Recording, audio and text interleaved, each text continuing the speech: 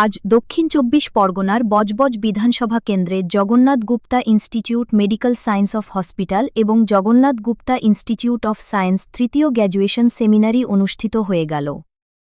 এই কলেজে আজ সেখানে উপস্থিত ছিলেন জগন্নাথ গুপ্তা কর্ণধার এবং ওনার পরিবার ২ সন্তান, মিস্টার কে গুপ্তা এবং ছোট ছেলে বলরাম গুপ্তা এবং ওনার পরিবার।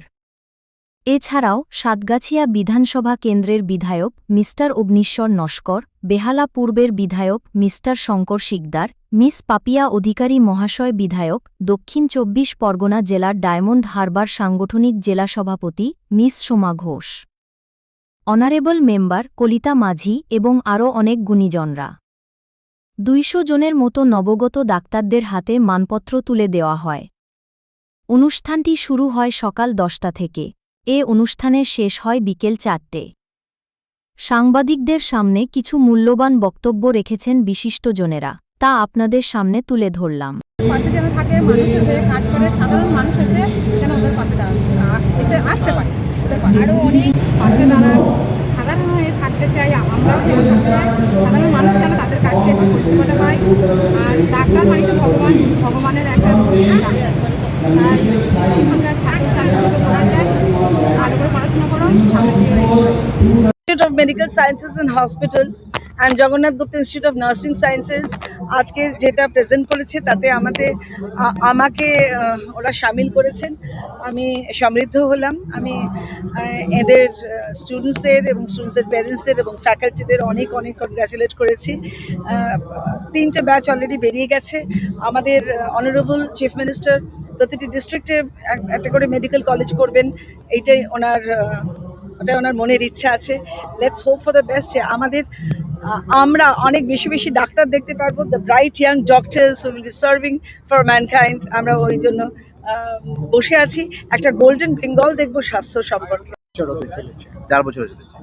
ওরা আমরা বহুত রিকোয়েস্ট করেছি, এটাই নয়, তারা আমাদেরকে অনেক জায়গায় আটকানোর চেষ্টা করেছে, বলতে পারিনি, আমরা মুখ বন্ধ করে রেখেছি। आज के बोलते हो आयुष्मान भारत का सुविधा अपने यहाँ से मिल रहा है आज के आयुष्मान तो वो तो दूसरा है, ये जो पूछ रहे हैं। मेरे कहने का मतलब है कि जो पहले आयुष्मान भारत झारखंड से मिल रहा सुविधा, झारखंड और बिहार। मेरे कहने का मतलब है कि जो सरकार हम लोग का कार्डियो बंद की है, कोई खास कारण नहीं था।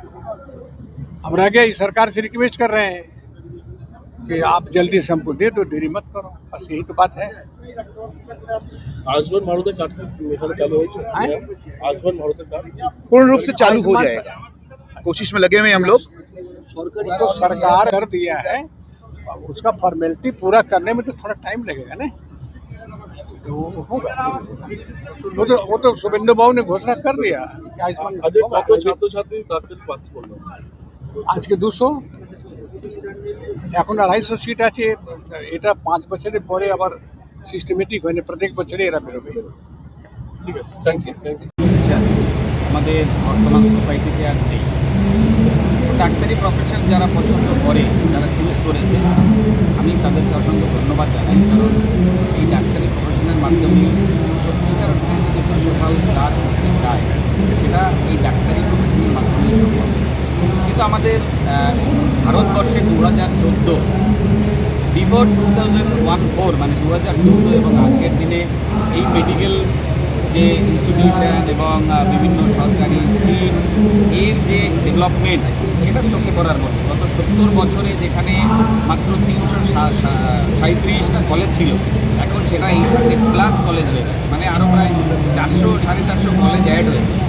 তেমনি সিট ইনক্রিজ হয়েছে।